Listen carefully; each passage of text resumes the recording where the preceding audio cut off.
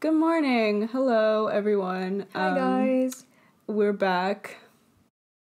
Yep, it's been a week, so good timing, obviously. I'm Sabrina, back with you. This is a Sabscast. I mean, that's actually what it's called on YouTube. Okay, so you guys should know the name. Yeah, I'm Sab, if that wasn't understandable by the channel name. And oh god, yeah, and my name is not in the. No, it's not. But channel. You're in the description. It's Camille again. Camille. She's back again. Yeah, back again. Still in this apartment. Don't know what she's doing here. Oh goodness. Am I crashing? No. Okay, so just for some context, there's gonna be some construction noises in the background. Because why not? Because why not? It's a city. It's London. I think I've said this before. And we don't live in a microproof. That's not a word. Soundproof. You went really far with that. Microproof. Soundproof apartment. No, we don't. I think we said that would probably be quite dangerous if we soundproofed our apartment. Oh yes, because then if we die, people wouldn't hear us. If we die in this apartment, yeah, a silent death. Okay. Don't know if that's a very nice beginning, a good way to start the podcast, but it is a Saturday. I see what you did there. Did I? Sad as in more sad. Saturday, and then it's also Saturday. I didn't see that at all. I just was stating a fact. Okay, don't mind me. I don't mind you at all. That's why you're here. And I'm blushing. Some visual, because we don't know if we'll ever record this. Facially. That's the word. It's a weird thing. Maybe down the road, we'll see. But for now, we've got some movies and shows and maybe some just pop culture things. Who knows? We'll just... Oh, yes. We'll just talk. Enjoy the ride. This experience. Sure, so what is this gonna be about, Sabrina? Well, thanks for asking, Camille. Actually, we were supposed to watch Hereditary, I think. Oh, yes, sorry for that. I'm not sorry at all. No, because... No, but didn't we not say after Midsummer that we would watch... and it would get used to disappointment. Oh my goodness. Yeah. All the details. Yeah, hopefully you don't hear too many things, whatever. Okay, that doesn't make any sense. Oh, you mean moving? Movements, because, okay, more context, because there's construction noises, the microphone is much closer to us than usual. But that's for your own benefit. So if you hear some... Be grateful. Be grateful. This is an extra thing you're hearing. All these cloth... Okay. Textures. Oh, this is ASMR. It's, adding another layer to it. Anyways, back on subject. Yeah, we were meant to watch Hereditary, but we had school. It's been a week of school. It's the first week. It was only the first week. Draining. And it's draining, so I don't think we need to explain anything else. No. But we did watch some other stuff. We did watch other stuff as film students. We already watched stuff. But mainly, I guess the main event was yesterday? Yesterday, we watched 1917. I'm sure I put it in the title of this podcast, but yeah. It is the shit. The shit. It is the shit. Yeah. Very eloquent. Yes. Yeah. We watched it in the cinema, which... really happy about. Love me a good war film. A good war film. Only British boys. Oh my God. Only British boys. Really, only British boys. But that's fine, because it's supposed to be about British boys, so... Yeah. Don't mind But not it. even anyone doing an accent, you know? It's just all...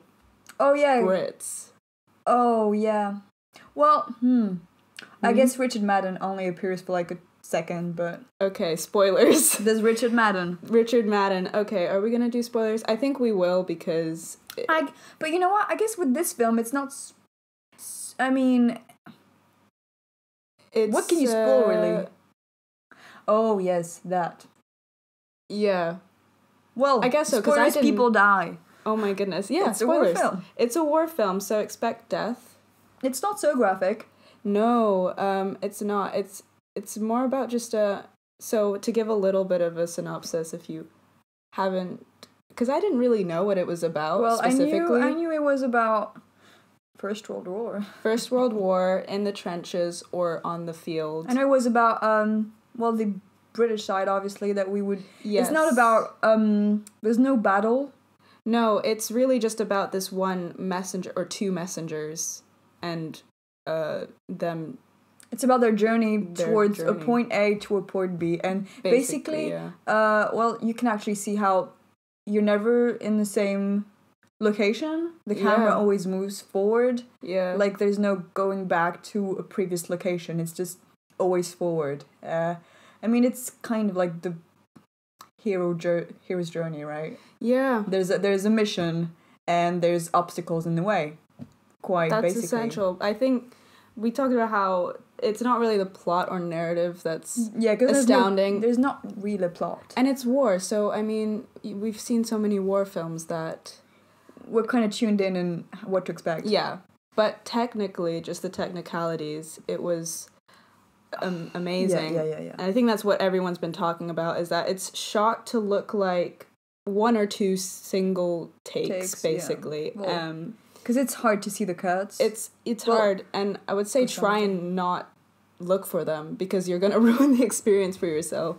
I don't know. I think just make yourself completely immersed. Yeah. Because, I mean, get lost. You can see that there are parts where there's obstruction, or when it goes dark, when there's an explosion. Or jumps. That there has to be a cut, because it's not possible to do one long take like this. Yeah, no, I mean, I guess afterwards, it's better to watch those YouTube videos after you watch the film, but how the behind the scenes, the making of, because then it's really interesting. You see that they use, obviously multiple cameras, or cameras that are like super light, or like guys on motorcycles filming, like as he runs, you know? Yeah. He runs really fast. He runs George McKay. So he's the highlight. He is the highlight. It's also Dean Charles Chapman. I hope I'm... Dean Charles... Yeah. Is that his name?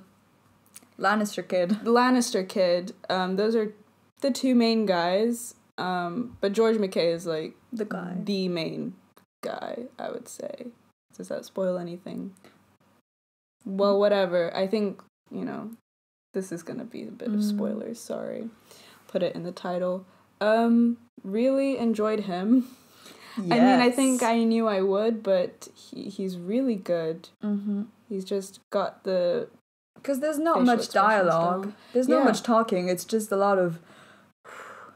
It's like a video game at points. Yeah, I was thinking that it felt a bit like a... Because it's immersive. You're really just following one character. So it's like... Sometimes your field of view is only what he's seeing. Experiencing. And it's a thriller at points. I think you said this last night. I mean, Sam Mendes. With, like... James Bond. I mean, I guess everyone talks about Roger Deakins. The cinematography is insane. Yeah. The colors. And it's nice. Oh, God. I guess there's CGI at some points, obviously, but most of it is just sort of shot on location, and it's simply stunning. Yeah. You can actually see that it's on location. Yeah, right? Yeah, definitely. The water, the river. Yeah, at some point he gets waterfall scene. Yeah, is all essentially real, and that looks tough. This looks very labor-inducing. Not just for the actors, but it's for the crew. It's an experience, for him. I guess it's like, okay, I'm not just gonna act, I'm just gonna react to whatever's thrown at me. And literally just, gets... Death traps, gets pushed over, gets... knocked down. Yeah. Doesn't really catch a break. No, he doesn't sleep. No. He doesn't eat. It's like, he's running. Yeah. But it was good. I think it works. I think it works really well. Yeah, for a war movie. I mean, I think this I'm stealing from another podcast, but they noticed how with some war films it's a lot of shaky cam, you know, just to make it feel quite intense. This was very steady. This was very steady because there's a lot of crane work. Very smooth, stabilized. I mean, you saw from the back because like the BTS stuff. And it's just that the composition of each frame is just so, well, it's perfect. Yes. It's so well, I mean, it took so much synchronization and choreography, and like the timing is always so on point. Yeah. It works really well, I think. I guess with some war films you would expect some kind of like underlying message other than, you know, war is bad and well, yeah. Or usually there's some kind of deeper meaning. I don't know if you should look for that into this film. No. I guess it's more like an experience.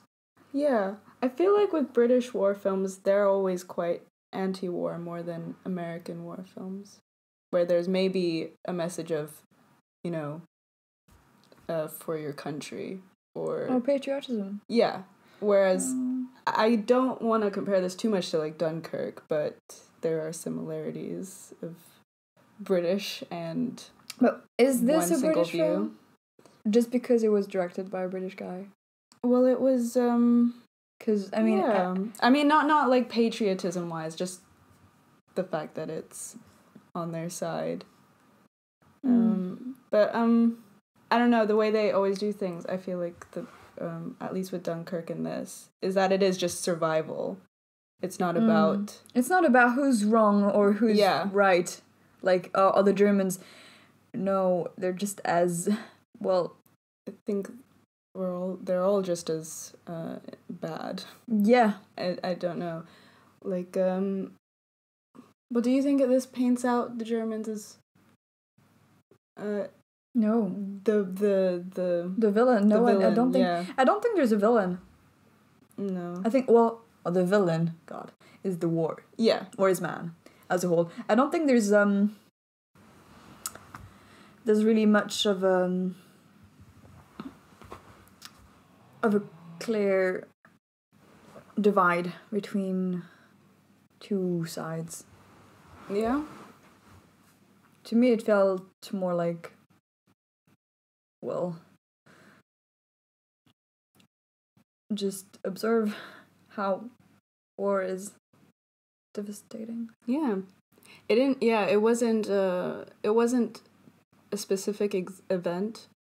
It was like we were dropped into what was happening. Yeah, because it wasn't like, 1916 where they could have done, like, famous battles like Verdun or the Somme. Yeah. Or, because there's a film, I don't know if you've heard of this film, it's called, Merry Christmas or Joyeux Noël in French. No. It's a co-production between Germany, Britain, and France. Okay. And there's, like,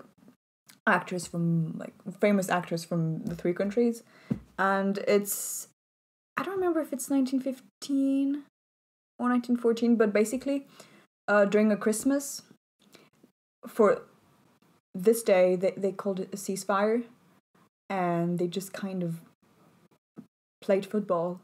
Oh. The three sides, well, the two sides I guess, but the three countries, they did that? Yeah. Oh. They did do that. And so that was, like, based off a real event, and then, next day.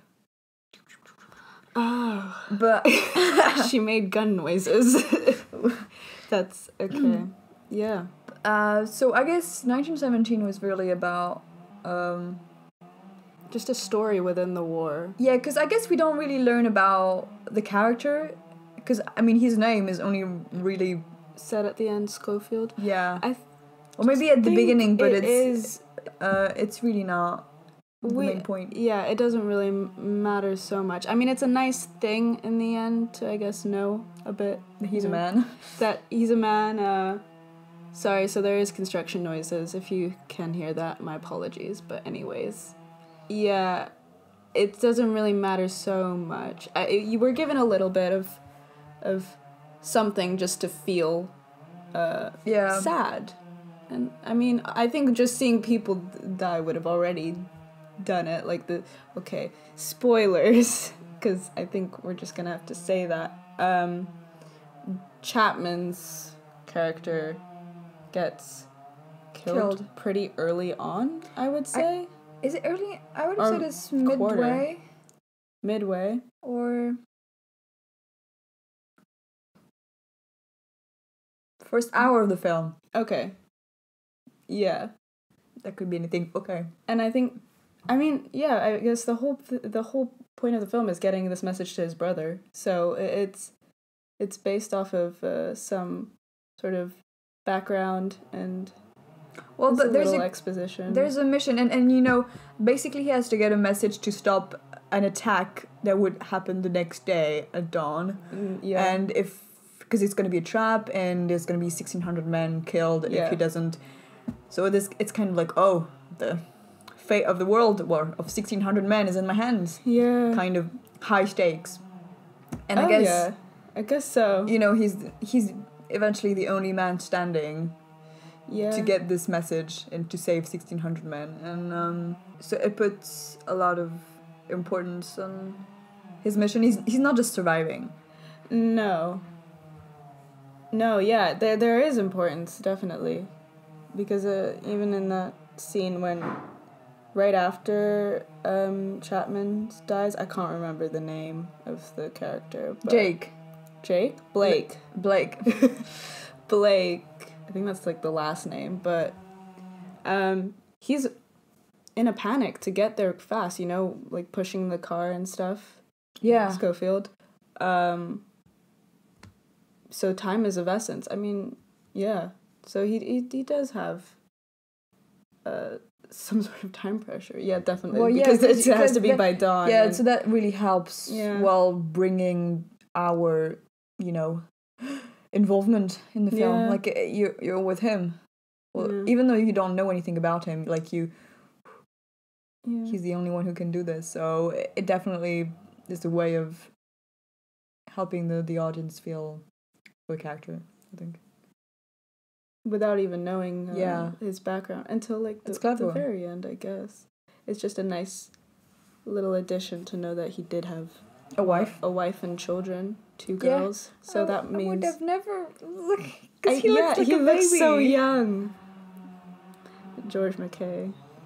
He looks well, beautiful man who gets through so much shit and still still goes on. He's just a normal man as well. But I guess there is some he had a medal or something, so he's a bit of a fighter.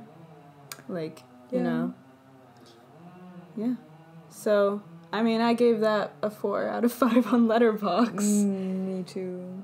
Did you? Oh, yes, because you have a Letterboxd. Oh, I do. It's bare right now, but... do you want to shout it out? Oh. Or I can just put it in the description. If anyone wants to see that, it's down below. Oh, the 4 favorite films and the 1 film I've recently rated. Yeah. Goodness. So, okay. I think we can move on from that. Yeah? Yeah? Because we have other... Oh, maybe... We have other stuff. Do you want to talk about the Oscar... Oh, okay, Oscar thoughts for the film? Yeah. I'm eating a banana. Sorry. Okay. That's fine. Go on. What do you think? Because it's nominated for Best Picture. Yeah, it is. Well, I think... I don't even know anymore for Oscars how to predict, because every time I predict, I'm wrong. What was last year's? It was Green Book, wasn't it? Oh, yeah, I didn't see that one. I saw it. So I can't even predict either, because, was that last year? That feels like so long ago. Yeah, it was, because it was the same year as Bohemian Rhapsody. Oh my god. Bohemian Rhapsody doesn't feel that long ago. I mean, last year isn't that long ago. It feels so... Yeah. I feel like Joker is this year's Bohemian Rhapsody. To say that it's something that you really don't expect to get nominated. Oh, I hope it... Okay, is this gonna be controversial? No. I don't know. I really don't want it to win. I thought I think it would be wrong. It would be. I don't know. It would just be wrong. It'd be morally, wrong. ethically. No, not more. No, it's just that it'd be annoying. Like, what are the Oscars now? Do I even care? I mean, I'd like to, Does anyone really care? I don't know, but it's just something to talk about. It is. I mean, there's so many films this year for Best Picture. Yeah. I mean, do you think that... Would you be happy if 1917 won? Yeah, I just think... Best Picture. Yeah, I would. Because it's nothing, it's not spectacular, but it's...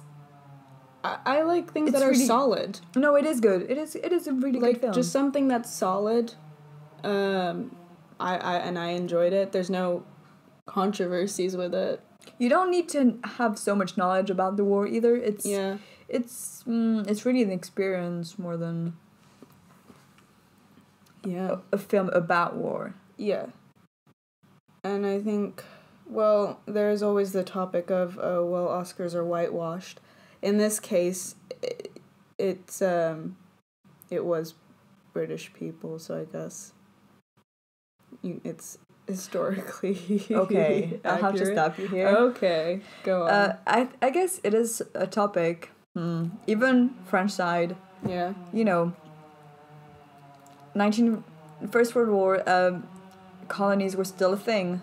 Okay. And lots of Indians. There were Indians in this movie. One. Okay. Yeah, but just as a whole, I guess in war films, especially First World War, like colonial fighters, soldiers from the colonies get well, they don't get presented. They don't get presented. I know. At all, because on the French side, it's more like Algeria. Mm-hmm. Yeah, no one talks about them either. So I guess, yeah, we just don't talk about it. Well, we did have a little bit of representation in this one. Yeah, there was one character. I don't think I've ever seen that. Yeah, to be honest. Me neither. So that's at least, I'm not commending or anything, but I did see on Twitter this actor I follow, Raoul Coley. Have you ever watched iZombie? No. I really hope I'm not butchering his name, but he was quite happy to see that, even though it was really little, because he's an Indian actor, Indian British. But it was I don't think I've seen it before. Either. So, and I guess, well, I don't actually know. Maybe I'm just really saying this without much proof, but we don't research before this, so it's okay. No, but I do believe there was still more of white British guys in the British Army, but there was still a large amount of Indians. Yeah, there was. I do not know the numbers, but there was. But okay. Because no one from 1917 got nominated for acting. No, I don't think so. George McKay did not get nominated. I guess that's okay. It's okay. I guess they do want people that are with more dialogue. I don't know if that's like a great importance, but it's I think this film is more about, he's really good in it, but I think it's more about the technicality of the film that editing overrides, and he just fits really well because he looks the part, and as well as he acts really the part. So I don't mind that he didn't get nominated. Either. I mean, obviously, I think he's been nominated for maybe a BAFTA. Maybe. Or Captain Fantastic, I think, has gotten something. I think he got did he get... He might have... I feel like he would get a Rising Star BAFTA thing because he's...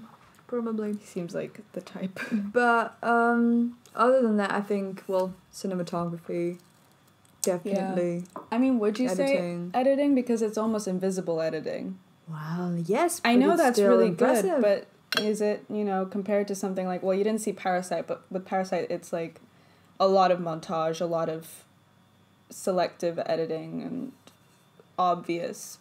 So I don't know, I think Too maybe... different. It's different editing. I don't know if this one would get it for editing, but cinematography, yeah, because it's Deakins, and that's just an obvious choice. But yeah, that's it. I don't know. This would be cool to get Best Picture, but who do you think will actually get Best Picture? What? Well, I'd like to see, even though I didn't see Parasite, I think I'd like to see Parasite win, just for the sake of it. But, okay. I don't think, I really don't. Sorry, wait. We can talk about games. Sure. Because I have some news Okay. as well. Okay. Right. Anyways, go on. I hope Joker won't.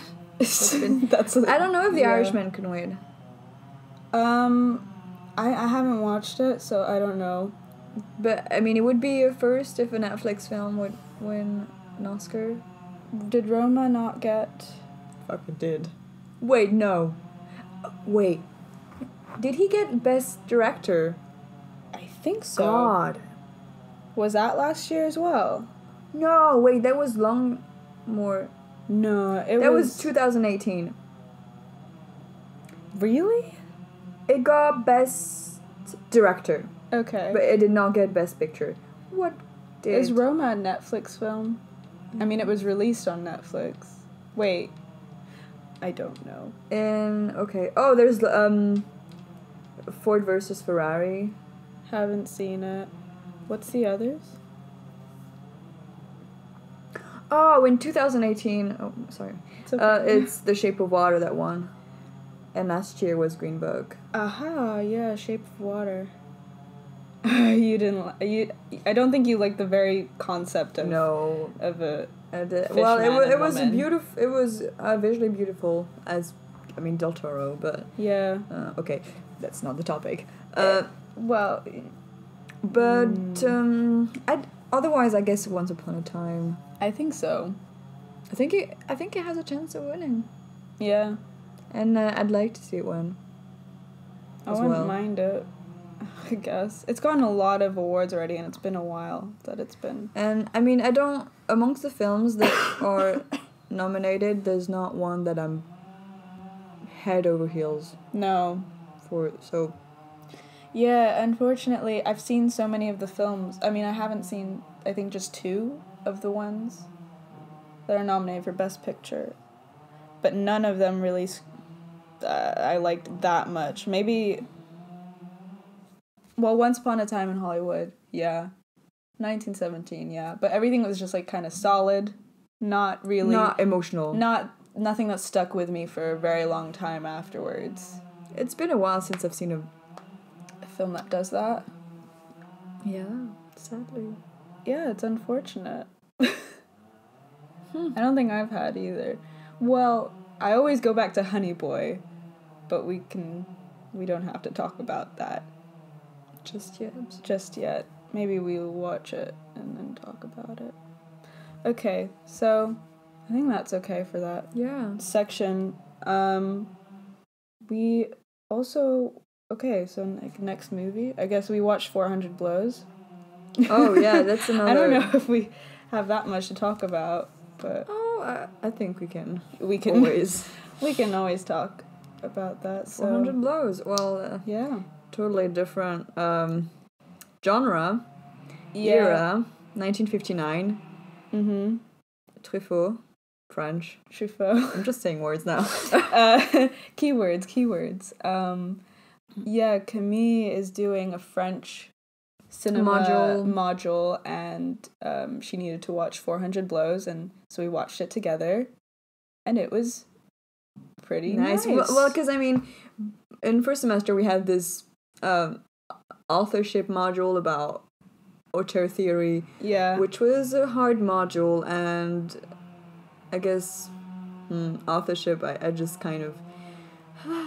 had a hard time with it. But if this is, I mean, I guess French New Wave, 400 Blows, it's one of the key films that influenced Auteur Theory, and well, I like it. Do you want to give a little background to Auteur Theory? Oh God, no. Well, just to context. okay. I feel like this is cool. Auteur Theory. Yeah. The belief Go on. that the how do you define it? That a director throughout his movies, her or his, has a vision, a distinct style, a signature, and that their background has also seeped into their films. And that they're not just simple quotation makers. They do not make films. What would you say? Well, they don't, okay, because this is literal translation of French. They don't just make films as if, they're products. Right. Like, as if in a factory. Because before that, films were very heavily script-based. Mm-hmm. And so they would just translate, the film is actually the script, and you just find a visual for it. Basically. And after that, there's the belief that, the camera is actually how you write with. Okay. Well, it's the camera stylo, the camera pen. Yes. Using the camera as the main way of expressing yourself. Mm-hmm. So, behind every shot, there's a conscious decision. Yeah. It's not just, because it's written in the script. It's because there's thought. There's thought process. Yeah. So, Auteur Theory, I guess. Yeah. Author. So, Auteur examples theory. would be Stanley Kubrick, Alfred Hitchcock. Wes Anderson. Is he anymore? I mean, at the beginning, I guess. On surface. Just it's a good example because you see a movie and you know it's his. Or Tarantino, yeah. You say a Tarantino film. Yeah. And even though it's marketed as such. Yes. Yeah. So, okay.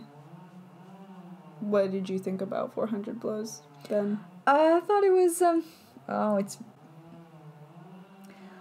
I guess the acting is really what makes the film so special, because it's kind of, the boy, Jean-Pierre Léaud, is 14 years old, and it's very much improvised. Yeah. Even though there's, direction, but then, he says he speaks with his own words, and that's how it sounds so natural, and, well, because the plot is basically, he has a shitty life because his parents are shit. He lives in Paris and school is shit. Yeah, to be fair, his family seems quite impoverished. I mean, their situation is that he sleeps in the entryway of the apartment, and they don't treat him that good. They're quite strict in a weird way. Not much love. Not much love, it feels like. Gets a bit, slapped around. But everyone sees that as normal, I guess, because of the time. Yeah, and it feels like everyone around him is quite oppressive. Yeah, it is. So he has this one friend who's quite nice. Yeah. And, they do all kind of shenanigans. Yeah. Well, they just, they go to the movies instead of going to school. They do all kinds of stuff. They try to steal a typewriter. Oh, bless. They're cute. They're very cute and endearing. They're at the same time so adult-like. I think because they have this little briefcase to go to school, and a tie and a little coat. They look like little adult men. And the way the mannerisms. I mean, the main guy, Antoine, is that Antoine? He takes care of himself. So it's, he runs away from home and he's like, Mother, Father, I have to get away. I'll see you tomorrow. We'll talk about what happened in his letter.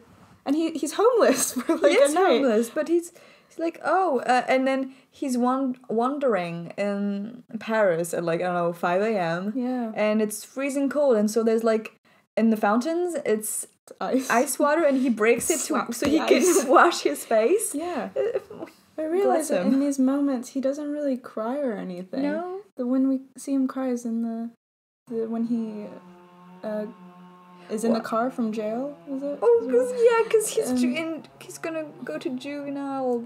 How do you call it? Yeah, Juvie. I mean, it's juvie, but where he goes to is like a reformation sort of center for boys, for bad boys. Bad boys. Yeah. So, it's just, it's not really, really sad of a movie, because it's got really, like, a lot of funny points and wholesome points for him. It's very endearing. Yeah. It's quite funny. And it's not, long. How long was it? An hour 30? Yeah, I guess. And it's just not, because there's not much happening, but at the same time, it's everyday stuff. Yeah. And it doesn't feel boring. No. It doesn't feel documentary either. It's just very natural. Yeah. The sounds were very nice. Oh, very satisfying. Yeah. Like the chalk or The paper. footsteps. Yeah. I guess, do we need to talk about the style? The formal elements of it, because it's French New Wave. So it's wide at some points. The camera moves quite a lot. Yeah. You've got some cool unusual shots. Unusual shots. Nothing actually comes to mind immediately. The mirror shot. Just a lot of mirrors at some point. Yeah. Framing. Mirrors. Tracking. I mean, the ending scene is just one long tracking shot of him running at some point. And I guess kind of unusual ending. Well, it's not really a spoiler because it's such an old film. Basically, there's not really an ending. It's open. He runs away from Juvie, and then he's on the beach, and then he looks at the camera, and it's freeze frame in the end. Yeah. So people at the time were like, "Oh, what happens after?" But that's the thing. Yeah. You don't know. Well, apparently there are more films made about Antoine's life. Is that canon? I don't know. I'm not sure. I don't want to think of it as canon, but I really hope they're chopping down trees, actually. It's not construction. Don't know why they're doing this, but we have so many trees in London. That's a fact, you know. So many, so you could just cut them down. I mean, we have too much fresh air to breathe. Yeah. Okay. Okay. Well, so yeah, I mean, what did I gave this a 4 on Letterboxd as well. Or I gave it a 4.5 because I felt like maybe the aura that it has, the fact that it's like a classic. Yeah, and it's a good classic. Like sometimes I'm always a bit suspicious of overhyped films. But I kind of understand. It's sweet. It's sweet for such a quite dark thing. Because it is really the main guy that makes it. Because, I mean, to compare Breathless, I never even managed to finish Breathless. I don't think I got bored. What's Breathless about? It's Jean-Paul Belmondo. Bless him. And, you know, he's, basically, it opens, he's in this car, and then there's a lot of, the editing is really fast-paced. And then he's in Paris as well, and there's this American girl. Yeah. And blah, blah, blah. Yeah, okay, yeah, I remember this car jump cut thingies. Yeah. The editing is really cool in this film, but it's just, I don't like the character. He's a bit of a douche. Yeah. Quite sexist. Well, very sexist. But okay. So we liked that. Yeah. It was nice. It was nice. We can move on. We can. Because we actually have talked for 40 minutes. Goodness. If you're not bored yet. We could talk about shows. Yeah, sure. Because we've been watching a few more shows lately, just because it's more digestible and because we like it. And because we like it. I mean, it's just nicer though. Shorter than a movie. Great film students here. But we finished The Mandalorian. Quite a bit ago. It's just that, quite a bit ago. But I guess wanted to. First of all, Star Wars fans here. I have to shout it. Yeah. Well, I mean, not obviously. No shame. I'm one of those people who don't really consider the last trilogy as good. Don't consider them. You just don't consider it. You don't want to associate. I don't. That's I fine. like Adam Driver to pieces, but this man. Okay. This man. And Oscar Isaac as well. It's not about Star Wars films. Get into Oscar Isaac a bit more. I'm starting to understand. Well, yes. This is not about Star Wars films, so. But the Mandalorian has to be. I mean, you can't really avoid talking about the films. No. Well, if you haven't seen it yet, anything you might have heard about Baby Yoda is true. He is an angel. Yeah, I mean, he is cute. I think even I got a bit, like, not annoyed, but just seeing it all over Twitter, I was like, come on, I mean, is it that much? Overhyped. Guys, come on, calm down. But you watch it and you squeal every time. Well, he shows up. You're just waiting for him all the time. If he's not on screen, you're like, what's the point? Yeah, and it's also, like, your whole... I'm scared whenever there's danger. I feel very protective. And yes. Like, yeah. But I liked the show. I liked the beginning and the end. Yeah, the middle was really weird. Basic. Yeah, I think it was trying to cater to everyone, so children, families. Yeah, I mean, the last episode, Taika, directed it. Yeah. And so you can start in it. He does star in it. Yeah. I wish he could direct more of these, because his humor just works really well. I know, that's why when I see... Did you see... Yeah, I think I told you that there's a headline saying, oh, Taika for directing a Star Wars film. Yeah. Why would you want to make a Star Wars film again? No, yeah. Everybody's sick of it. But The Mandalorian, go for it. Mandalorian, do the whole second season if you want to, man. Yeah. Because Mandalorian is made by Jon Favreau. Which is... Still Disney. I keep forgetting that Jon Favreau is just a mastermind of...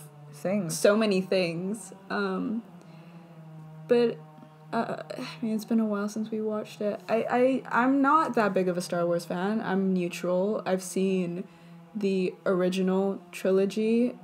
I can barely remember the prequels. I don't think I've really watched them, but we can watch them if you want.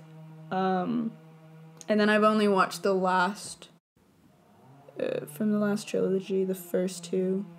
So 7 and 8. Yeah. And Rogue... What's it called? Oh, Rogue One. Rogue One, which I really liked because I like nice. Diego Luna. Well, yeah. He's another... cutie. Yeah, I mean, we've got 3 Hispanic. I know, and they're all so... Because so Pedro Pascal. Pedro Pascal. The voice! Ah! I mean, it's almost weird to consider that's him because he's so different off screen. Yeah, no. He's not this serious. But I mean, you know, it's like the character main. If you want to make a character look cool, add a helmet. Put a helmet, maybe a cape. Yeah.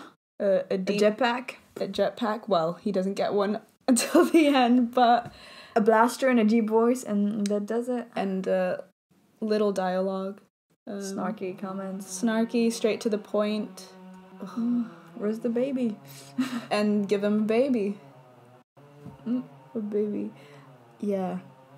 I mean, I liked the visuals. The visuals, the everyday sort of feeling. It's just like daily life stuff sometimes. Because even, I would have liked maybe more context.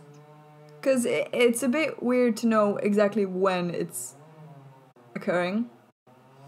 Even though it kind of says in the synopsis, like, it's between episode 6 and 7. It's still a bit... Ooh. It's still weird. It is still weird, but it's really cool. Yeah. The uncertainty, because it feels like the Republic, of course, is one.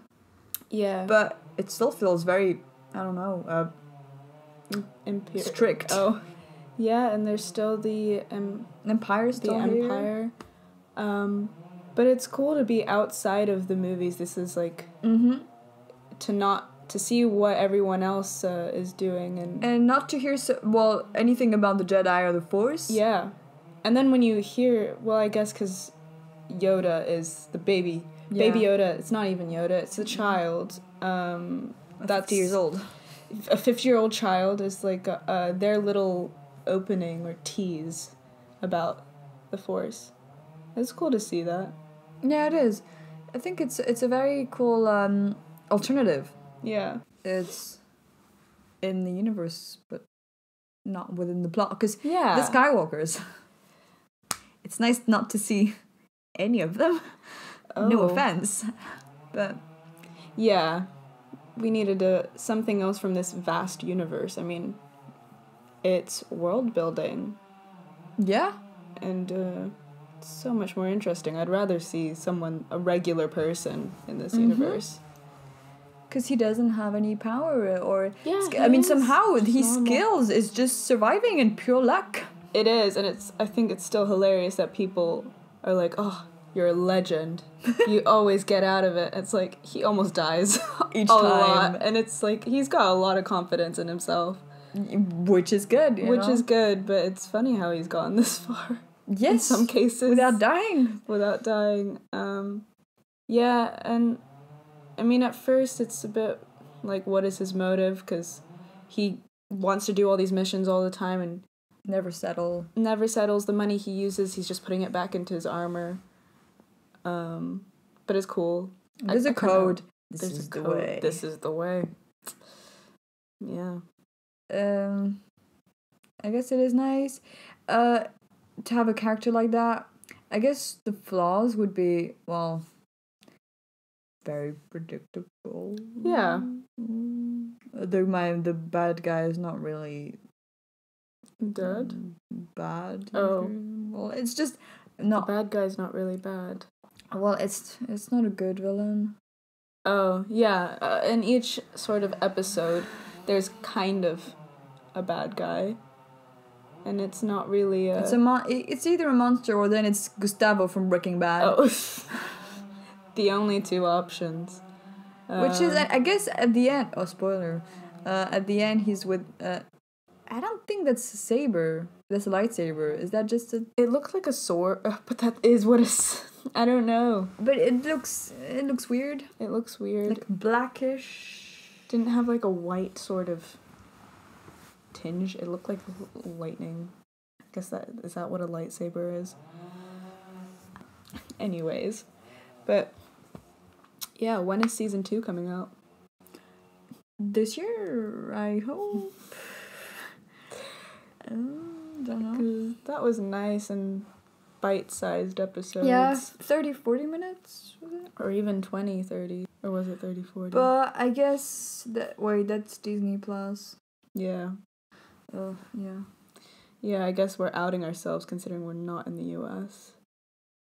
And we've seen The Mandalorian. Wait, is it not? Is it here?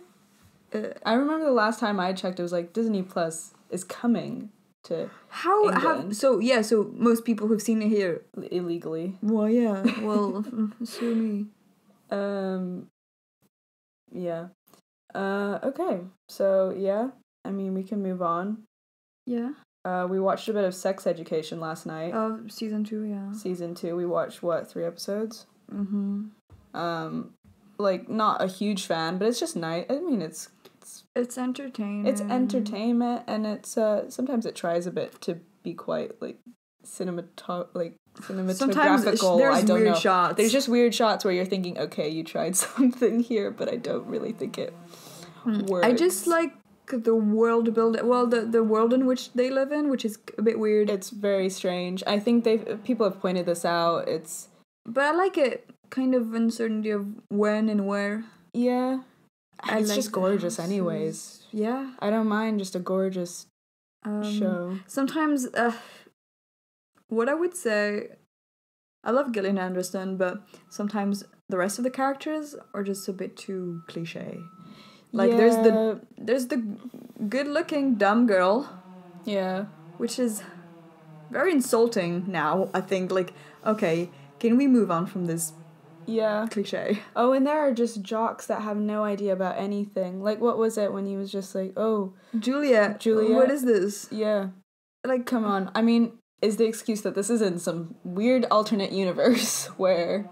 They know about Kim Kardashian, but not Shakespeare, their own national treasure. Yeah. I mean, if this was the US, maybe they could get away with not knowing that. But this... Come on. And this High School Musical... storyline going on. Swimmer. I mean, I do think that the show is good in that it does teach about sex education. It does. I'm learning stuff. I'm learning things as a 21-year-old. Maybe I should already know these things, but yeah, no, it is. No. It is nice. For certain things, I guess it's some characters are a bit, as I say, cliche. Too cliche. Well, they have potential to be something more or something else. Yeah. Than what they are. This new French guy. Okay. Oh, yeah. Disclaimer. People are not actually like that. Just in France. Really weird. Well, he's very scary. And intense and very doesn't intense. Explain anything. No, And he's heavenly good looking. I don't like his hair. I think his face is good. Oh, the face is good. The face is good. I allow it. But the hair is like like an eraser or something. Like the tip of a cute, like a pool cue thing. Yeah. Okay. Well, yeah. It's very specific. He always wears the same thing. He wears... Well, you know what? We do too. Yeah. That's a cool thing of the show. Some people... But Otis wears the same jacket every day. Yeah. Not his... What the fuck is his name? His friend. I can't remember. I know the actor's name. Shooty. And Shooty. Yeah. Ooh. What does that mean? What is his name? But then I forget most names. I mean, I remember Amy. Just because Maeve. And Maeve. Because that's a cool name. I think it's quite cool.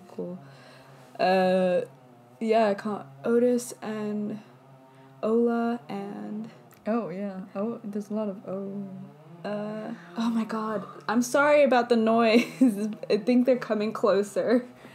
Well, they're cutting all the arbs. Yeah. The trees? The arbs? No. That's French. That's French for tree? Arb. But you said it in like... in English. It's arb. Arb.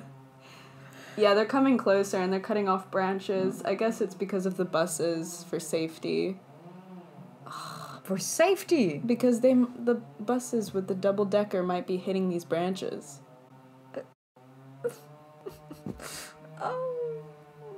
Oh my gosh, it's loud. Well, might be wrapping up anyways because it's almost an hour now.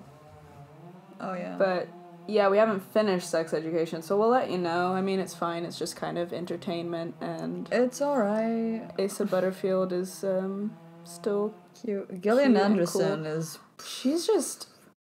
gorgeous. Gorgeous in her accent and her poise. Oh, eloquence, elegance, grace. Just all embodied in one person. I want... I mean, I love my mother, but... Would you want Gillian Anderson as mother if it wasn't another mother? Or another mother.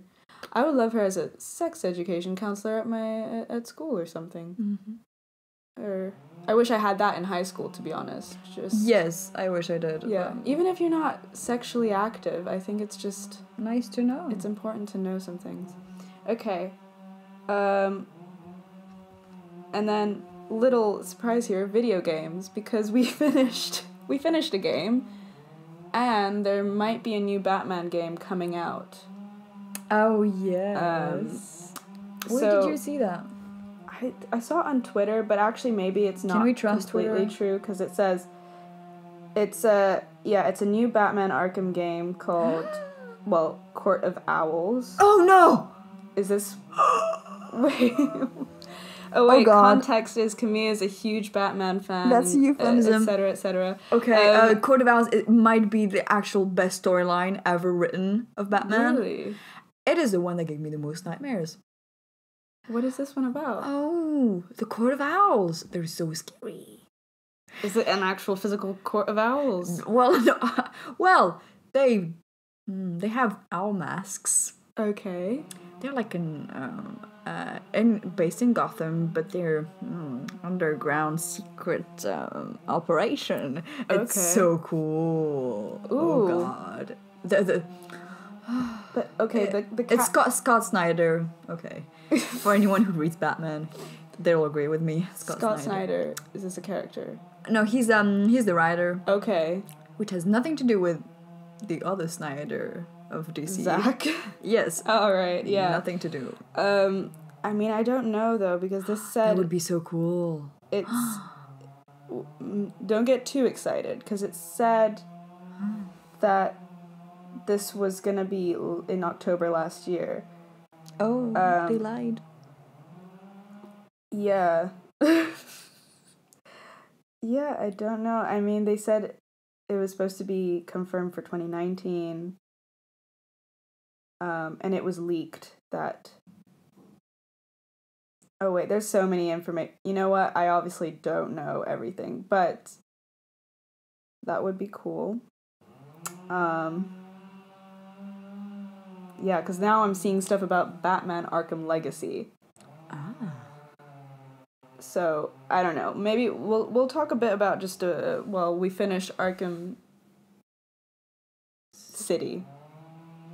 Which, I know, it's old. It's old, but it's still nice to it's still read. nice. I mean, I had already played it, never finished it, but it was nice to play it again with someone. We played it over the course of since last year, essentially. Well, yeah. Because we finished Asylum in a week. Asylum in a week. That was a speedy week. Oh, that was a cool week. Oh, I had a lot of fun. It's funny because in the background of that week, we had many issues going on in our apartment. Yes. But that's how we were coping. That's how we were coping. We're just like, water's coming out of the boiler. Let's play some Batman. Okay. Yeah. Oh, but there's also might be a RPG game, Harry Potter. Oh, yeah. Like in the 19th century, that could be cool. Yeah. Like, oh, you're a wizard and you're actually learning spells, and I would like that. I don't know if it could be a bit like Skyrim. Yeah, that's what I thought. Because there's a magic school in Skyrim. And I wish if you could just wander around and like I just wanted to learn spells. That's essentially why I played Skyrim. And alchemy. Potions. Yeah, so I wouldn't mind that.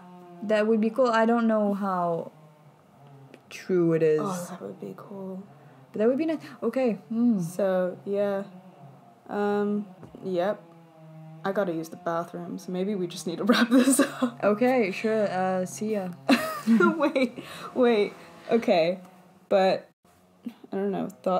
Do we need to talk about Batman, the game? I don't know. We don't have we to. just played it. Been talked it's about... Yeah, it's good. I mean, the Batman movie is gonna be... coming out this year? No. Next year? They're only starting to make it. Okay, well... Whatever. Batman's always trending, isn't it? And I always have things to say about it. Yeah. So, we're gonna play the DLC, I think. Well, Harley Quinn's Revenge, which is an extra part of Arkham City. Yeah. We'll just, do a little update. Sure. And that's it. Gonna watch Hereditary tomorrow, I think. Oh, we definitely will. So, we'll have thoughts on that. But congratulations, Florence Pugh. I think, was she nominated once we were talking about it? Midsummer? I don't know, but, good for her. Good for her, we like her. We like her a lot. Don't know if she'll win. I mean, I think just on surface, it's really cool to be nominated and to be recognized. So, yeah. So, yeah, till next time, comment down below if you have any thoughts on what we've been talking about. Or suggestions. I mean, we have so many things to watch, but still open to flexibility. And I think that's it. Yeah. Follow the letterboxes. And my Goodreads. I don't know if I'm going to put that down there. I'm not reading really anything right now. Sure. I don't have one. Well, that settles that. I hope you enjoy this nice background noise. It's immersive of London. Yeah, you could just close your eyes and... Imagine it. Yeah. Okay. Have a good time. Have a good rest of your day or whatever you're doing. Thank you for listening. See you next time. Bye. Bye.